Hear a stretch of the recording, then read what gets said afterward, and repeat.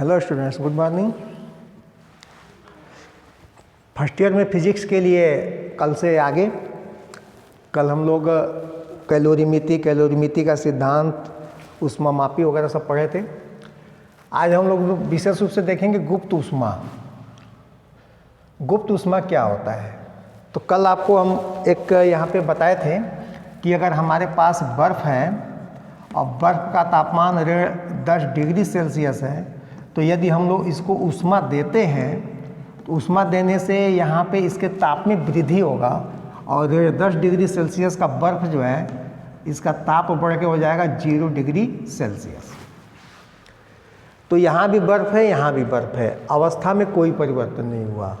लेकिन अब इसके आगे अगर हम उस पदार्थ को फिर ऊष्मा देते हैं तो अब ये बर्फ़ से बन जाएगा जल, और जल का तापमान भी होगा 0 डिग्री सेल्सियस। तो ध्यान देने वाली बात यह है कि यहाँ पे दोनों स्टेप्स में अलग अलग काम हो रहा है। पहले स्टेप्स में तो ये हुआ है कि ताप में वृद्धि हुआ है, अवस्था में कोई परिवर्तन नहीं हुआ है। दूसरे में ताप में वृद्धि नहीं हुआ है, ताप वही रह गया, लेकिन अवस्था जो है बर्फ़ से, बर्फ़ कैसी अवस्था है? बर्फ़ जो है ठोस की अवस्था है। और जल कैसी अवस्था है? तो जल जो है लिक्विड की अवस्था है, द्रव की अवस्था है। तो यहाँ अवस्था परिवर्तन हुआ है। तो नियत ताप पर अगर ताप नियत रह जाता है, नियत ताप पर किसी द्रव्य को जो ऊर्जा दी जाती है, ऊष्मा दी जाती है, उस ऊष्मा को कहते हैं हम लोग गुप्त ऊष्मा। मतलब वह ऊष्मा जिसमें वस्तु का ताप नियत रहता है लेकिन वस्तु की अवस्था में परिवर्तन हो जाता है, उसी ऊष्मा को हम लोग कहते हैं क्या? गुप्त ऊष्मा। गुप्त ऊष्मा इसलिए कहते हैं कि गुप्त ऊष्मा इसलिए कहते हैं कि गुप्त, उसमें ताप जो है गुप्त रह जाता है। मतलब ताप, ऊष्मा जा रहा है लेकिन ताप में कोई परिवर्तन नहीं हो रहा है, इसलिए इस ऊष्मा को हम लोग कहते हैं गुप्त ऊष्मा, लेटेंट हीट। तो गुप्त ऊष्मा वह ऊष्मा होती है जो वस्तु की अवस्था परिवर्तन के कार्य में आता है। वस्तु के ताप में गुप्त ऊष्मा से कोई परिवर्तन नहीं होता है। यह है गुप्त ऊष्मा की परिभाषा।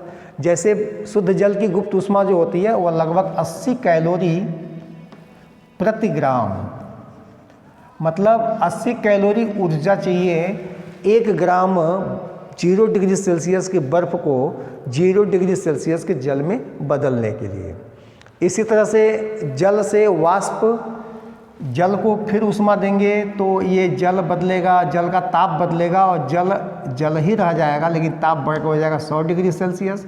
और फिर इसके बाद यदि ऊष्मा हम लोग देते हैं तो अब जो है ये बनाएगा, भाप बनाएगा, और भाप का ताप जो है 100 डिग्री ही रहेगा।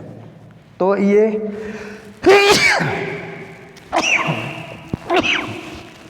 तो यहाँ पे फिर ताप में परिवर्तन हुआ, जल से बना भाप, जल से भाप बना।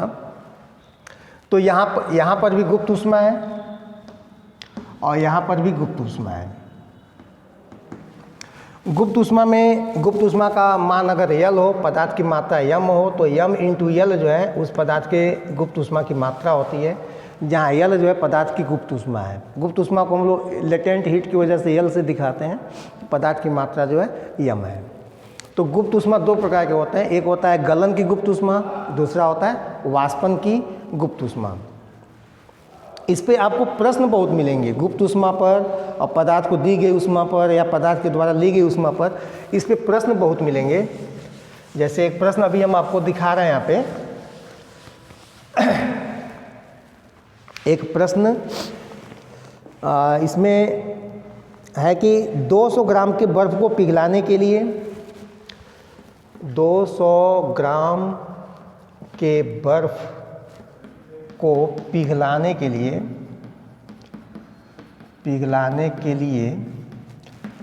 200 ग्राम के बर्फ को पिघलाने के लिए 100 डिग्री सेल्सियस के कितने जल की आवश्यकता होगी? 100 डिग्री सेल्सियस के कितने जल की आवश्यकता,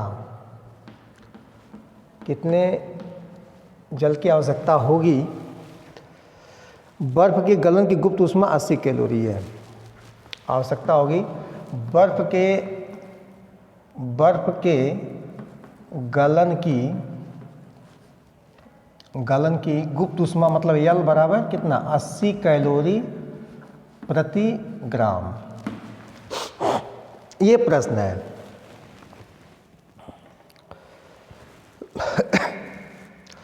तो जैसे कि प्रश्न है कि 200 ग्राम बर्फ को पिघलाने के लिए कितने 100 डिग्री सेल्सियस के जल की आवश्यकता होगी, जबकि बर्फ की गलन की गुप्त ऊष्मा जो 80 कैलोरी प्रति ग्राम है। तो यहाँ पे बर्फ का द्रव्यमान दिया है कितना, इसको हम लोग कैसे सॉल्व करेंगे। तो बर्फ का द्रव्यमान दिया है, सीधे वही हम लोगों का यम हो जाएगा, कितना है ये 200 ग्राम, और यल का मान दिया है 80 कैलोरी प्रति ग्राम। तो 200 ग्राम बर्फ को पिघलाने के लिए कितनी ऊष्मा चाहिए वो हम लोग यहाँ से प्राप्त कर सकते हैं। कैसे, 200 ग्राम बर्फ को पिघलाने के लिए आवश्यक ऊष्मा की मात्रा अगर हम लोग को निकालना हो तो अभी जो सूत्र लिखे थे हम बराबर Q बराबर M इंटू यल, यहाँ से हो जाएगा 200 और 80, इतनी कैलोरी ऊष्मा जो हम लोगों को चाहिए किस काम के लिए। तो 200 ग्राम को बर्फ को केवल पिघलाने के लिए, उसके ताप में कोई परिवर्तन नहीं करना है। अब 100 डिग्री सेल्सियस का बर्फ 100 डिग्री सेल्सियस का जल इसमें मिलाना है। तो मान लें कि इतनी ऊष्मा जो है हमको माना 100 डिग्री सेल्सियस के M1 द्रव्यमान, माना 100 डिग्री सेल्सियस के M1 द्रव्यमान द्वारा बर्फ को पिघलाया जाता है।